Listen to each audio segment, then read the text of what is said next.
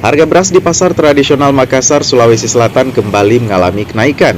Minimnya stok akibat dampak El Nino pada tahun 2023 lalu jadi pemicunya. Di pasar Tamaung-Maung misalnya, di tingkat pengecer, harga beras kualitas biasa kini dijual di kisaran Rp13.000 per liter.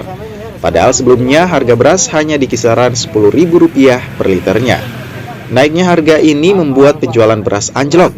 Warga mulai mengurangi jumlah pembelian beras mereka. 2 minggu lah ini paling puncaknya 2 minggu. 2 minggu di. Ya. Awalnya harga berapa per liternya nih Pak berasnya bisa didapat? Paling mahal kemarin 12, paling murah 10.000. 10.000. Ya. Ini kan saya lihat ada naik 13.000 per liternya ini Pak. Ini jenis apa?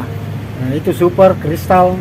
Ada kenaikan lagi atau bagaimana Pak? Masih ada. Karena barang tidak ada. Barang susah memang. Jarang. Susah memang beras saat ini. Pedagang memperkirakan kenaikan harga beras masih akan terus terjadi jika pasokan belum mencukupi. Kenaikan akan semakin tinggi jika memasuki bulan Ramadan. Nila Rustam, Kompas TV Makassar, Sulawesi Selatan.